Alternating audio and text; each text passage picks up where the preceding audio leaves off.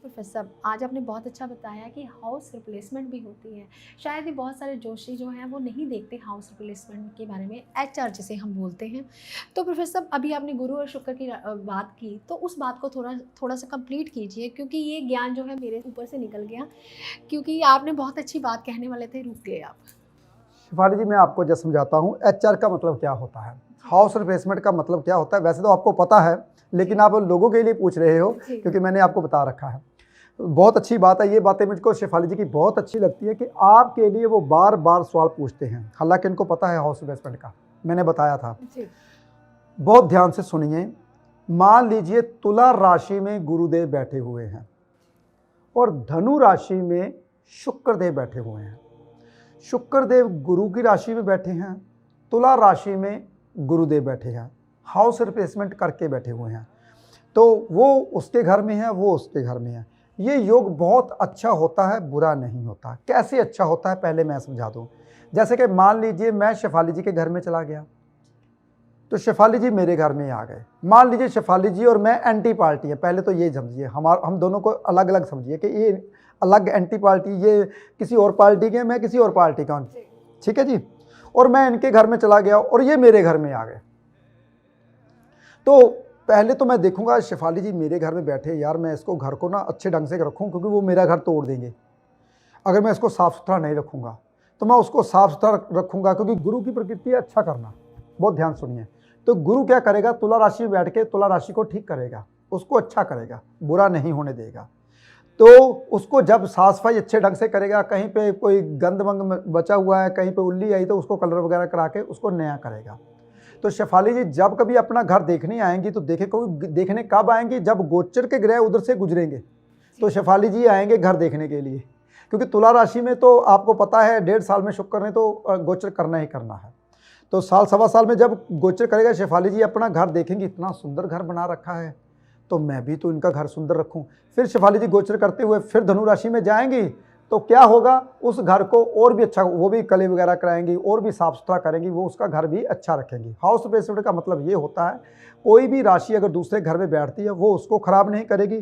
कोई भी राशि अगर ग्रह उस ग्रह में राशि में बैठता है तो उसको खराब नहीं करेगा। वो अच्छा योग होता है, खराब योग नहीं होता। ये आप जब मिलान करते हो तो जरूर देखा कीजिए कि जब कभी कुंडली लगन कुंडली में, लड़के की कुंडली में और लड़की की कुंडली लगन कुंडली में, उसके ग्रह आपस में डाल के देखिए कि धनु राशि में अगर गुरु बैठा हो, उसकी धनु राशि में कौन सा ग्रह बैठा हुआ है। देखिए, ज्योतिष एक ऐसा गूढ़ ज्ञान है, उसको समझना बहुत ज़्यादा कठिन है। हम कभी नहीं समझ पाए, लेकिन हम ये जरूर जानते हैं कि हम अच्छे ज्योतिषी बन गए। सच बताऊं तो मैं हमेशा ये बोलता हूं कि मुझे अभी ज्योतिष नहीं आती भाई, अभी मैं सीख रहा हूं, अभी इतना सीखना बाकी है, इतना सीखना बाकी है, ताकि मेरे पास आए मुझे कुंडली देखने की ज़रूरत ना पड़े। मुझे पहले से पता होना चाहिए ये इंसान किस लिए मेरे पास आया है, ऐसा ज्योतिषी बनना चाहता हूँ।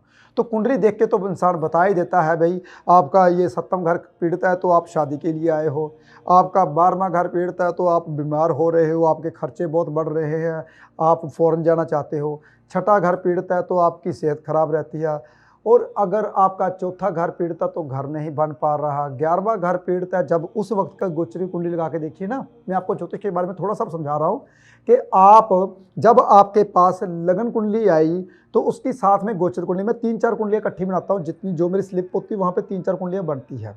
शिवाली जी आपको तो पता ही है, हमारे पास जब भी कोई कुंडली होती है ना तो 3-4 कुंडलियाँ बनाते हैं, तो हम 4 कुंडलियाँ बनाते हैं। कौन कौन सी कुंडली बनाते हैं शिवाली जी बताएंगे आपको। जन्म कुंडली, हाँ, गोचर जो रनिंग प्लैनेट्स हैं, और वर्षफल हमारा बनता है, और नवांश बनता है। Very good. चौथी हम नवांश कुंडली भी बनाते हैं। तो ये 4 कुंडलियाँ हम बनाते हैं जब भी कोई हमारे पास आता है। तो इसीलिए आप जब लड़के आपके पास कोई भी आता है तो देखिए उसका कौन सा घर पीड़ित हो रहा है, गोचर कुंडली उसी वक्त लगाकर, क्योंकि वो साथ में लगी होती है। हम तो ऐसे देखते हैं, आपको समझा रहे हैं हम किस तरीके से प्रेडिक्शन करते हैं, लोग हमको क्यों मानते हैं, क्योंकि हम 4 कुंडलियां देखते हैं तभी हो कि उस वर्ष में उसके साथ बुरा तो नहीं हो रहा, उस गोचर में उसके साथ बुरा तो नहीं हो रहा, कहीं उसके साथ दशा महादशा तो नहीं हो रही। दशा महादशा भी हम लिखते जी, हैं। बिल्कुल और साथ में एक और चीज़ देखते हैं, वो क्या देखते हैं हम? जी, सर्वाष्टक देखते हैं। Very good. अष्टक वर्ग। अष्टक वर्ग, हम सर्वाष्टक वर्ग भी देखते हैं क्योंकि हमारे साथ खुला होता है। और साथ में एक और चीज होती है ग्रह स्पष्ट, ग्रह स्पष्ट। वो भी खुले होते जी, हैं हमारे डिग्री साथ। होती है, ग्रहों की डिग्री कितनी है? डिग्री कितनी है, कितनी कहीं वो बालक तो नहीं बैठा, कहीं वो बूढ़ा होकर तो नहीं बैठा। हम ये सारी चीज़ें अपनी स्क्रीन पे लगा के देखते हैं। ऐसे ही देखते हैं हम, एक स्क्रीन के ऊपर हम सभी चीज़ें लगाते हैं क्योंकि इनसे हम निर्णय, फिर बाद में अगर उनकी उलझने बढ़ती है फिर हम कुंडली को और घुमाते हैं और देखने के लिए जी, कि उसका दशमांश कैसा है, उसका होरा कैसा है। नमांश तो हमारे साथ खुला होता है, तो देखना पड़ेगा कि होरा चार्ट में उसके साथ धन होगा या नहीं होगा, त्रिशांश कैसा है। ये भी जब कभी ज़्यादा जरूरत पड़ती है तब। जी प्रोफेसर, डिपेंड करता है कि आप कौन सा सवाल लेकर आए हैं हमारे पास। अगर बिजनेस का लेके आए हैं तो हम दशमांश लिख लेते हैं। हाँ। कुछ ये डिपेंड करता है आपके सवालातों पे। कई बार होता है प्रोफेसर, कुछ लोग कहते हैं हम आए हैं जी जोशी के पास, आप ही बोलिए। आप ही बोलिए हम कैसे आए हैं। जी, हम किसी डॉक्टर के पास जाते हैं तो हम पहले ही कंफर्म होते हैं कि ईएनटी का डॉक्टर है, यानी कि नाक कान गले का ये डॉक्टर है, यही चीज़ देखेगा। लेकिन जोशी के पास आके हम पूरी बॉडी लेके चले जाते हैं। हाँ, आप भी डायग्नोस कीजिए कि हम किस चीज़ को लेकर आए हैं। ये प्रोफेसर, ये आप कैसे कह सकते हैं कि आप किसी को आधा घंटा दे दें और आप पूरी कुंडली जो है वो डायग्नोस कर लें? ये झूठ है। नहीं हो पाती शिफाली जी, कभी नहीं हो पाती। लेकिन आपसे हो जाती है। शिफाली जी, हम तो आदत पड़ गई ना, 25 साल हो गए कुंडली देखते देखते, हम कुंडली देख के बताते हैं इसलिए आया है, ऐसे है। लेकिन बताता हूँ आपको, कुंडली देखने के लिए कम से कम 4 घंटे में डायग्नोस होती है। जैसा कि कहते हैं कि कुंडली का पहले घर का मालिक कहाँ पे बैठा है, वो उच्च राशि में या नीच राशि में है, लगन को कौन देख रहा है, लगन का मालिक को कौन देख रहा है, कौन से नक्षत्र में बैठा हुआ है, उसके घर का, जिस घर में बैठा है उस घर का मालिक कहाँ पे बैठा है। लगन को देखने के लिए हमें इतना वक्त हट गया, अभी फिर दूसरा घर, फिर तीसरा, 12 घर हैं भाई। एक घर से 50 चीज़ें देखी जाती हैं और 600 चीज़ें हम एक दफ़ा से कैसे देख सकते हैं, ये आप कभी भूल जाइए। हम तभी इंसान को बताना चाहिए कि ये प्रॉब्लम है, तो उस प्रॉब्लम के लिए उस घर को देखिए, उस घर को, उस ग्रह को, उस नक्षत्र को, उस नक्षत्र के ऊपर, उस ग्रह के ऊपर किसी की दृष्टि तो नहीं, जो ये यहाँ पे ग्रह बैठा हो वो कितनी डिग्री में बैठा हुआ है और उसके ऊपर 60 सती तो नहीं चल रही, ये देखना पड़ेगा बहुत ज़्यादा। जी प्रोफेसर, अभी सवाल तो बहुत आ रहे हैं, लेकिन हाउस रिप्लेसमेंट के बारे में थोड़ा सा और जानना चाहूँगी। अभी आपने कहा कि गुरु की राशि में अगर शुक्र देव आ जाए, अगर शुक्र की राशि में गुरु देव आ जाए, तो अगर बच्चा कहीं पढ़ रहा हो तो ऐसे इंसान क्या कर सकते हैं? कौन सा स्ट्रीम लेना चाहिए ऐसे बच्चों को ताकि वो तरक्की कर सके? शिफाली जी, देखना पड़ेगा कि बच्चे का जो छठे हाउस में कौन सी राशि है, छठे हाउस में कौन सा ग्रह बैठा हुआ है, 10वें हाउस में कौन सी राशि है, 10वें घर में कौन सा ग्रह बैठा हुआ है, दूसरे हाउस में कौन सी राशि है, दूसरे हाउस में कौन सा ग्रह बैठा हुआ है। स्ट्रीम तो शिफाली जी ऐसा है कि कुंडली देख के ही देखा जाता है। जैसे कि मान लीजिए मेष लगन है, तो मेष लगन में छठे हाउस में छठी राशि आएगी, 10वें हाउस में 10वीं राशि आएगी, तो दूसरे हाउस में दूसरी सेकंड राशि आएगी। तो वो कौन सा काम कर सकता है? शुक्र का, शनि का और बुध का। देखिए, ये तो राशि के मुताबिक है।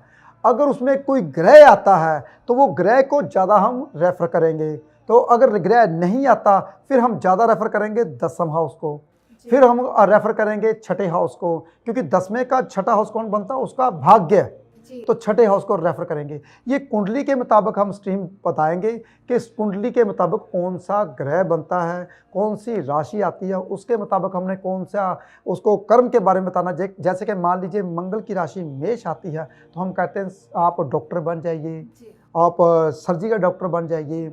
और अगर मंगल की राशि 8 नंबर आती है या कोई मंगल भी साथ में बैठा हुआ होता है उसी राशि में, तो कहता है हम खाने पीने का काम कर लीजिए, कुछ भी, ये ग्रहों के मुताबिक होता है।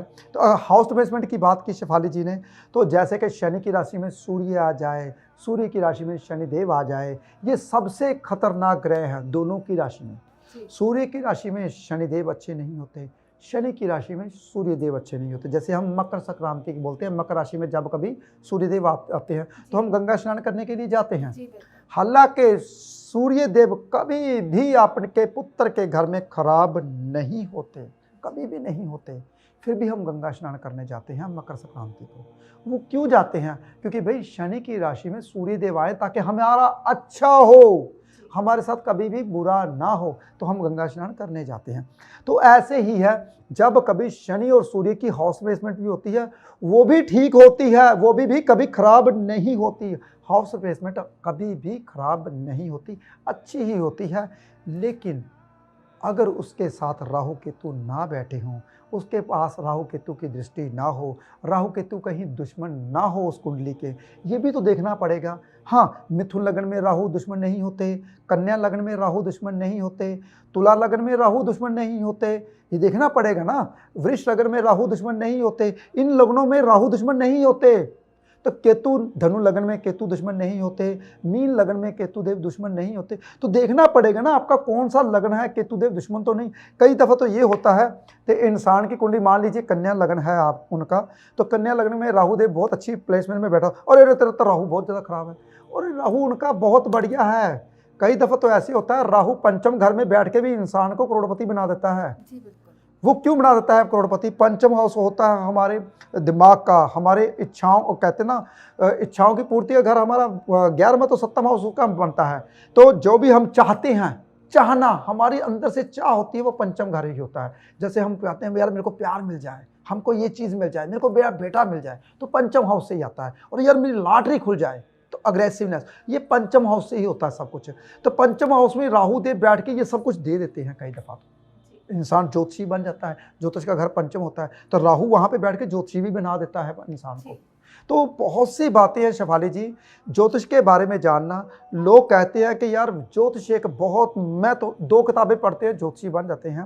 जैसे पंचांग पढ़ते हैं तो कहते हैं मेरे जैसा ज्योतिषी कोई नहीं। पंचांग में तो सब कुछ लिखा होता है, मुहूर्त ये वो, और कब मुहूर्त निकलना, कब नींव पत्थर रखना है, कब शादी का मुहूर्त, कब घर में प्रवेश करना है, और कौन सी राशि है, कौन सा लग्न है, ये पंचांग में लिखना होता है। तो जो इंसान खाली पंचांग पढ़ने शुरू कर देता है तो वो कहता है मेरे को ज्योतिष आ गई। तो उसको ज्योतिष नहीं आती भाई, वो किताबी कीड़ा है, किताब से पढ़कर आपको बता रहा है सब कुछ।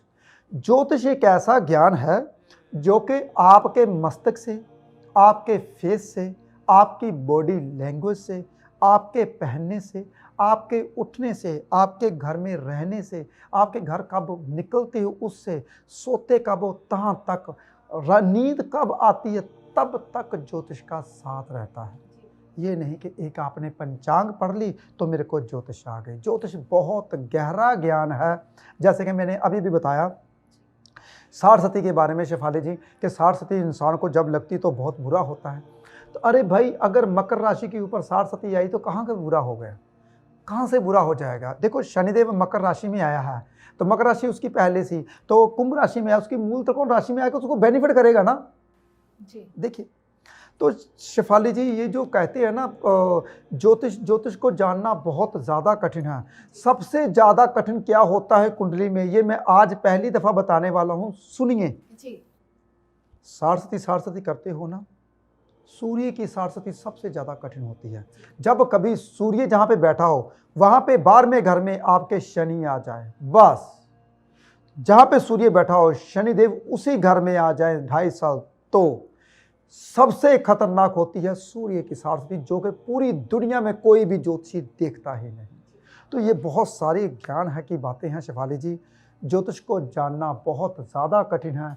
हम कह देते हैं कि हमको ज्योतिष आती है, लेकिन मैं सच बोलता हूँ हमेशा, कैमरे के आगे मैं कभी झूठ नहीं बोलता। ज्योतिष वाकई में मेरे को नहीं आती, मैं खोज करता रहता हूँ हमेशा कि ज्योतिष मेरे को अच्छे ढंग से आ जाए, तो अभी तक ज्योतिष नहीं आती, ये सत्य है जी। प्रोफेसर अभी आप फिर युतियों के ऊपर आ गए, लेकिन मुझे लगता है कि युतियों के ऊपर एपिसोड जो है बहुत लंबा चले जाएगा, लेकिन फिर भी मैं पूछना चाहूँगी युतियों के ऊपर। प्रोफेसर आपने चंद्रदेव की युतियाँ बताई, अभी आप बता रहे थे कि अगर शनि की 7.5 लगती है तो मैं जानना चाहती हूँ कि कुंडली में कैसे देखा जा सके। घर बैठे ही हमें पता चल जाता है, कई बार हमें देखना पड़ता है, कई बार हम आम जोशी के पास चले जाते हैं कि पता चल जाता है 7.5 लगी है। लेकिन मैं चाहती हूँ कि आप अपने परिवार के लोगों को बताइए कि कैसे देखा जाए कुंडली में कि आपको 7.5 लगी है या फिर ढैया लगा हुआ है, और उसका निवारण कैसे हो सकता है। शेफाली जी, साढ़सती के बारे में बताया मैंने आपको। जब भी इंसान को साढ़सती लगती है, पहली बात तो ये है कि जहाँ पे आपका चंद्र बैठा हुआ है जैसे कि आजकल मान लीजिए शनि देव मकर राशि में चल रहे, मान लीजिए कि आज चल ही रहे हैं, तो साढ़ किस किस घर में लगी हुई है, इसका मतलब मकर राशि की में सिर के ऊपर आई हुई है, यानी कि जिसकी मकर राशि है उसको साढ़ चल रही है। जिसकी कुंभ राशि है उसकी साढ़ जाने वाली है। जिसकी धनु राशि है उस पर साढ़ लगी को 1.5 साल हो गया, ठीक है जी। और 3 राशियों के ऊपर साढ़ लगी हुई है। एक बात जिंदगी में याद रखना है, जिस इंसान के पास साढ़ लगती है वो इंसान गलत कार्य जो करता था उसको साढ़ सुधारने के लिए आती है। शनिदेव क्या करने आते हैं? इंसान को बंदा बनाने के लिए। जो इंसान भटके हुए थे, जो इंसान अपनी लैंड से भटके हुए थे, जो इंसान कहते थे मैं तो, जो इंसान बंदे को बंदा नहीं समझते, साढ़ उसको समझाने के लिए आती है कि भाई ये भी इंसान है, ये भी भगवान का रूप है जिसे तू तंग करता था। तो उसके पास सब कुछ जो होता है वो छीन लेती है। शनिदेव सब कुछ छीन लेते हैं जिसके पास जो होता है। तो साढ़ यही करती है। कहते हैं ना, साढ़ आगे तू बहुत ज़्यादा खराब होगा, तंग हो जाएगा, परेशान हो जाएगा। जब साढ़ मेरे ऊपर लगी थी, मैं अपनी बात बताता हूँ, मेरी कन्या राशि है, तो सत्य बताऊँ मैं बहुत ज़्यादा ज्ञानी बन गया था, बहुत ज़्यादा ज्ञान आ गया था। तो मेरी सरस्वती क्या करके गई? मेरे को ज्ञानवान करके गई। वो पहली मैं ज्योतिष क्या करता था, वो मेरे को ज्योतिष के बारे में कुछ ज़्यादा ज्ञान था पर इतना ज़्यादा नहीं था। पर जब मेरी सरस्वती लगी तो मैं ज्ञानी बनना शुरू हुआ। जब सरस्वती खत्म हुई मेरी, जैसे कि आज से 10 साल 7.5 साल पहले खत्म हो गई मेरी सरस्वती, तो इन पूरा ज्ञानी बना के गई मेरे को बहुत धन दौलत हर चीज़ दी। क्यों? क्योंकि शनि देव कन्या राशि बुध की राशि है, उसके मित्र हैं। तो पहले आपको ये जानना चाहिए कि जब सरस्वती लगती है वो मित्र राशि की है या खुद राशि की है। जैसे मित्र राशि शनिदेव की कौन कौन सी है, पहले तो आपको ये पता होना चाहिए। वृष राशि शनिदेव की मित्र राशि है, मिथुन राशि शनिदेव की मित्र राशि है, कन्या राशि शनिदेव की मित्र राशि है, तुला राशि शनिदेव की मित्र राशि है, मकर राशि तो खुद की राशि है, तो कुंभ राशि भी खुद की राशि है। धनु राशि मीन राशि में नुकसान नहीं करते, हाँ उनका नुकसान करते हैं जो के धर्म के बारे में गलत बोलते हैं, जो के दूसरों को बुरा बोलते हैं, उनका नुकसान करती। जो कि दूसरों को तंग, वो गुरु की राशि है, जो कि गुरु का नियमों का पालन नहीं करते उनको बहुत तंग करती, उनको शनिदेव कभी नहीं छोड़ते। जो धनु राशि और मीन राशि है। मेष राशि में जीने नहीं देती शनिदेव। शनिदेव कहते हैं अब मैं आ गया मंगल के ऊपर से, अब देखते हैं मंगल कैसे जिएगा। तो फिर मंगल को हनुमान जी का सहारा लेना पड़ता है, उसका उच्चारण या महामृत्युंजय का सहारा लेना पड़ता है। तो देखिए ये तो राशि के मुताबिक है। शेफाली जी ये राशि आप में क्या करेगी, लेकिन एक बात जिंदगी में याद रखना है, जब कभी आपके ऊपर सरस्वती आती है तो महामृत्युंजय का जाप सुनना चाहिए। जितना सुन सकते हो उतना ज़्यादा अच्छा है। अगर वो भी नहीं सुन सकते तो एक मंत्र आपको बचाने वाला है, वो पता क्या है? ओम नमः शिवाय। बस, क्योंकि भोले शंकर के पास ही गए थे शनिदेव विद्या लेने के लिए, जब शनिदेव को बहुत ज़्यादा ज्ञान हो गया था। तो भोले शंकर के पास विद्या लेने के लिए तो गए थे, इसलिए भोले शंकर के नाम जब आप लेते हो तो कभी भी शनिदेव आपको खराब नहीं करते, बुरा नहीं करते। इसलिए पता नहीं कितने ढैये निकल गए मेरे, पता नहीं कितनी सरस्वतियाँ निकल गई। कभी भी मुझे ऐसा लगता है, हर दिन ये सत्य है, हर दिन मुझे ऐसा लगता है कि मेरा बहुत अच्छा है। हर दिन मुझे ऐसा लगता है कि मुझे कोई नया इंसान मिलता है। हर दिन मुझे ऐसा लगता है कि आज मैं इस इंसान से मिला तो मुझे बहुत अच्छा लगा। कभी भी ज़िंदगी में नेगेटिव नहीं होना। जो इंसान भगवान का नाम लेता है उसे कभी ज़िंदगी में कोई परेशानी नहीं रहती। लेकिन हाँ, ग्रहों ने अपना तो खेल दिखाना है, तो वो खेल आपके ऊपर गलत ना हो, इसलिए हम अच्छे ज्योतिषी का सहारा लेते हैं ताकि हमारे ऊपर कभी भी गलत या हमारे पास दुर्घटना या हमारे पास कोई ऐसी ट्रेजेडी ना हो जाए जिससे कि हमारा घर खराब हो जाए। तो उसके लिए हम अच्छे ज्योतिषी का सहारा लेते हैं। जैसे कि मान लीजिए अगर आपका लगन का मालिक अष्टम में चलता है तो ज्योतिषीगण कहते हैं अरे भाई तेरे तो मृत्यु तले कष्ट आया है। तो मेरे जैसा ज्योतिषी पता क्या कहेगा, अरे भाई आप शमशान घाट जरूर जाओगे, तो उससे पहले आप पहले ही चले जाइए सोमवार को दिन, शमशान घाट में जाइए, वहाँ से पानी लेकर और घर में रख लीजिए। इससे आपका क्या होगा, जो शमशान घाट जाने का योग है, क्या पता किसी के घर वाले या बाहर वाले या किसी की भी डेथ होती है तो उसके पीछे आपको जाना पड़ता है। देखिए, तो इसलिए बहुत सी बातें हैं जिसके बारे में जानना अभी बाकी है। ज्योतिष बहुत गूढ़ ज्ञान है भाई, जिसके बारे में कोई नहीं जानता, मैं भी नहीं जानता, कोशिश करता हूँ। लेकिन हाँ, एक बात जरूर बोलता हूँ, वो हर एपिसोड में बोलता हूँ, जिसकी किस्मत में कुछ अच्छा लिखा होता है वही मेरे पास आता है। क्यों मेरे पास आता है? क्योंकि मैं उसे जीना सिखाता हूँ कि इंसान को जीना कैसे है। कहते हैं कि दुनिया में हर इंसान कामयाब हो सकता है, हर इंसान कामयाब हो सकता है। शेफाली जी, सबसे आसान काम करके लेकिन सबसे कठिन लगता है, वो शेफाली जी बताएंगे। जी, सुबह की सैर। सुबह जल्दी उठना। जी। आपका ये मॉर्निंग वॉक वाला फंडा प्रोफेसर सब अपन कहते हैं कि हम करेंगे, पर करता कोई नहीं है। दुनिया में अगर हर इंसान सुबह जल्दी उठने लगे तो उसकी 50% परेशानियां खत्म हो जाती है। ये मैं लिख के दूंगा, घर बैठे जितने भी मेरा एपिसोड देख रहे हैं, अगर वो सूर्य उदय से पहले उठते हैं, जैसे कि गर्मियों में सूर्य उदय होता है 5:15, 5, 17, 5, 20 के बीच, जून जुलाई के महीने आपको पता है, जैसे कि आज 25 जून है भाई, याद करा दूं, यानी कि सबसे बड़ा दिन आज है। और सबसे बड़ा दिन, ये दिन जाने वाला नहीं है जल्दी, 8 बजे तक सूर्य रहेगा, 7:30 बजे तक। तो ये कहते हैं कि 25 जून को हम एपिसोड कर रहे हैं, तो क्या पता आपको 27-28 जून को मिले, क्योंकि एडिटिंग करनी होती है, बहुत कठिन होता है। तो ये देखिए, आप कभी भी ज़िंदगी में याद कीजिए, जो इंसान समय से पहले उठता है, समय उसका साथ देता है। हम समय से पहले उठते हैं, क्यों शेफाली जी? जी बिल्कुल। सुबह कितने बजे उठते हैं हम? जी 4:30। 4:35, 4:30 के कई दफ़ा अलार्म, हमारी घंटी का अलार्म, हमारे दिमाग का अलार्म हमें जल्दी उठा देता है, फिर भी हम अलार्म लगाते हैं कि 5 मिनट और सो जाएं। 4:35 का, 4:40 का हम अलार्म लगाते हैं भाई। कई दफ़ा क्या होता है, इंसान थक जाता है भी, रात को काम करते हैं, हम टूर पे जाते हैं, थक जाते हैं, तो कई दफ़ा नहीं, दिमाग की घंटी कहती है सो जा थोड़ा सा, फिर हमारा मोबाइल जगा देता है। तो वैसे तो ऐसा कभी नहीं हुआ, हम 3 बजे भी सोते हैं तब भी हमारी जाग 4:30 खुल जाती है। जी प्रोफेसर, अगर कोई भी काम, दुनिया का कोई भी काम अगर हम 20 दिन लगातार कर लेना, तो 21वें दिन वो खुद ब खुद जी कर नशा हो जाता है उस चीज़ का, दिल करता है कि हम करें ये चीज़।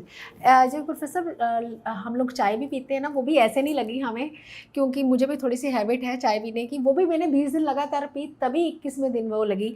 तो प्रोफेसर ये भी एक नशा है, एक सरूर है। जब आप भी जल्दी उठना शुरू कर देंगे तो आपको ऐसा लगेगा कि दिन जो है वो बहुत खुशहाल हो गए हैं, काम चाहे नहीं भी बन रहे लेकिन आज मैं रिलैक्स हूँ। सबसे ज़्यादा कठिन होता है इंसान को अपना चंद्रमा, जो चंद्र ग्रह है वो ठीक करना। वो कैसे ठीक कर सकते हैं? सुबह की सैर करके आप इस चंद्र ग्रह को ठीक कर सकते हैं। हाँ, प्रोफेसर साहब बोलेंगे गाड़ी साफ करके भी आप ठीक कर सकते हैं। तो बहुत सारे उपाय हैं ज्योतिष में, लेकिन आज प्रोफेसर मैं आपका बहुत बहुत धन्यवाद करना चाहती हूँ, क्योंकि आज मुझे ये चीज़ बोलने की ज़रूरत ही नहीं पड़ी कि प्रोफेसर साहब आप मुझे उपाय दीजिए, आप अपने परिवार के लोगों को उपाय दीजिए। हालांकि आज का एपिसोड बहुत खासम खास रहा। क्यों खास रहा? क्योंकि प्रोफेसर साहब आपने जब जब बात कही तब तब आपने उपाय बताया, क्योंकि आपको भी लगा कि आज परिवार के लोग बहुत दुखी हैं, तो क्यों ना घर बैठे ही उनको ठीक किया जाए।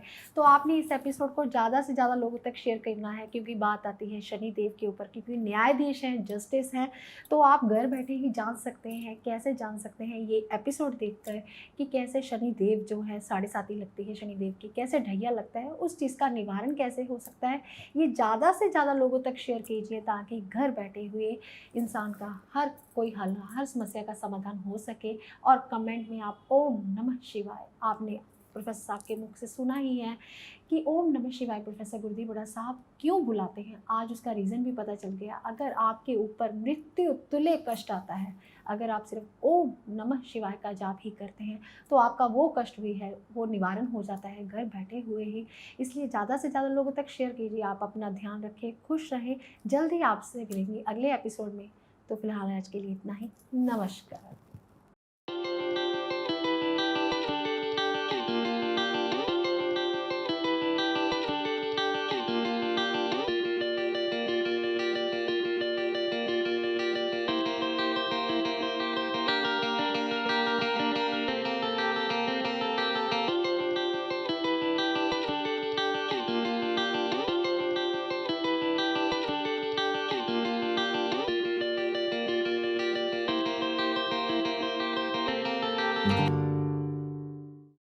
सूर्य मणि यंत्र के रूप में आपके सन्मुख लेकर आए हैं प्रोफेसर गुरदीप अरोड़ा जी। पूजा विधि से अभिमंत्रित कर प्रोफेसर गुरदीप अरोड़ा जी ने सूर्य मणि यंत्र को तैयार किया है। जो इंसान फोबिया यानी डर की बीमारी से पीड़ित है, उन्हें निडर बनाता है। जो रोज सूर्य मणि यंत्र के दर्शन करता है, यह सूर्य मणि यंत्र आपको कामयाबी की बुलंदियों तक पहुंचाता है। और अपने अपनों का जीवन बदलने के लिए अपने घर ले आए अभिमंत्रित सूर्य मणि यंत्र।